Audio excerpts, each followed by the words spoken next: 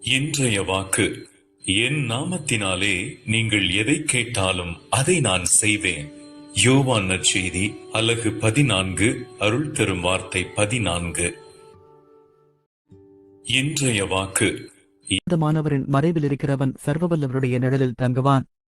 நான் கர்த்தரை நோக்கி, நீர் என் அடைக்கலம், என் கோட்டை, என் தேவன், நான் நம்பியிருக்கிறவர் என்று சொல்லுவேன்.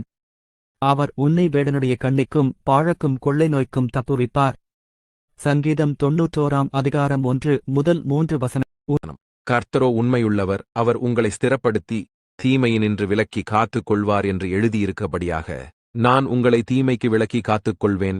கர்த்தராகிய நான் உங்களிடத்திலே தினமும் பேசும் பொழுது, உங்களுக்கான வார்த்தைகளை நான் சொல்லும் பொழுது, என் ஜனமாகிய நீங்கள் அதை கேட்பதற்கு தயாராக இருக்க வேண்டும்.